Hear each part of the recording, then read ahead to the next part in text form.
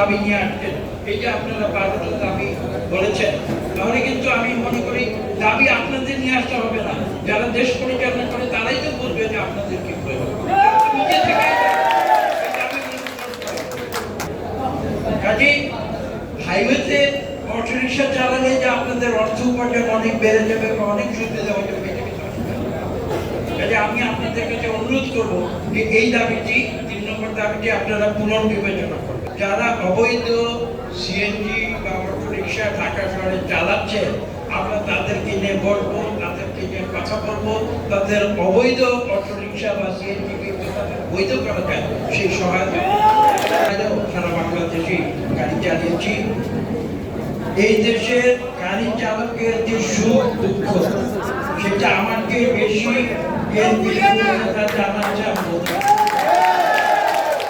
গাড়ি চালক না থাকলে গাড়ি চলতো, গাড়ি চালক যদি না চলতো এক জায়গা থেকে আরেক জায়গায় যেতে হবে।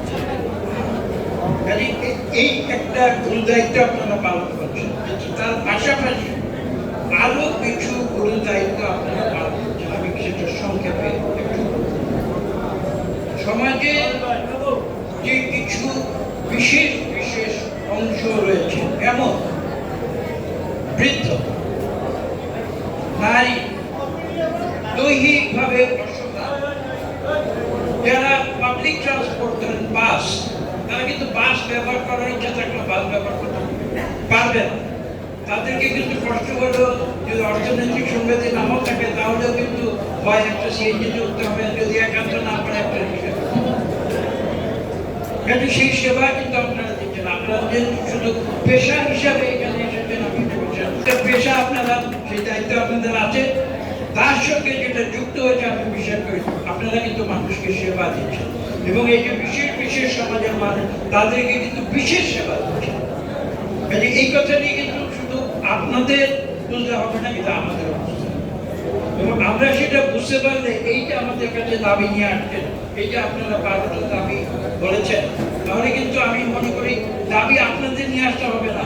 যারা দেশ পরিচালনা করে তারাই তো বুঝবে যে আপনাদের কি প্রয়োজন। নিজে থেকে আমি আপনারা ভালো কাজ করলে প্রশংসা করি, আপনারা যদি অযৌক্তিক কিছু করেন সেটা কিন্তু আমি সাহস করে আপনারা 12টি দাবি দাওয়া নিয়ে এসেছেন, আমি তার 10টি দাবি সম্পূর্ণভাবে সমর্থন করি। এবং যদি যেটা বলেছি একটু আগে, যদি কোনোদিন আগামীতে সমাজের সুযোগ দেয় আপনারা আমার কাছে আসবেন, আসতে হবে না, আমি নিজে থেকে চেষ্টা করবো যাতে আপনাদের এই 10টি দাবি দেওয়া দ্রুত আমরা পূরণ করতে পারি। 2টি দাবি সম্বন্ধে আমার কিছু বক্তব্য আছে, আমি খোলাখুলি বলছি, কিছু মনে করবেন না, আমাকে আগ্রহ করবেন না। একটা হচ্ছে 3 নম্বর, সিএনজি অটোরিকশার জন্য সারা বাংলাদেশের হাইওয়ে খুলে দিতে হবে।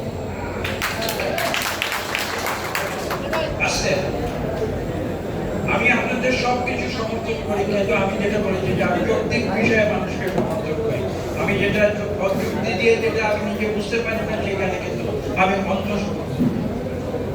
দেখুন, হাইওয়েতে দুনিয়ার কোনো দেশে কিন্তু 3 চাকার গাড়ি চলাচল এটা সম্ভব নয়। কি কারণে? আপনাদের মানুষের নিরাপত্তা। কাজেই হাইওয়েতে অটোরিকশা চালালে যে আপনাদের অর্থ উপার্জন অনেক বেড়ে যাবে বা অনেক সুবিধা হয়ে যাবে, কাজে আমি আপনাদের কাছে অনুরোধ করবো যে এই দাবিটি 3 নম্বর দাবিটি আপনারা পুনর্বিবেচনা করবেন। যারা অবৈধ সিএনজি বা অটোরিকশা ঢাকা শহরে চালাচ্ছে, আমরা তাদেরকে নিয়ে বলবো, তাদেরকে নিয়ে কথা বলবো, তাদের অবৈধ অটোরিকশা বা সিএনজি বৈধ করা যায় সেই সহায়তা।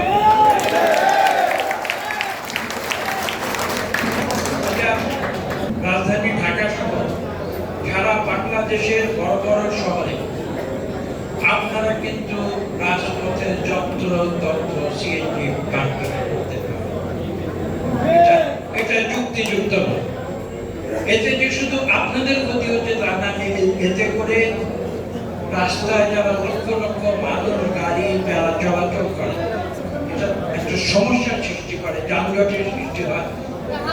কাজেই এই বিষয়টির দিকে আপনারা খেয়াল রাখবেন, এটা আমার বিনীত অনুরোধ।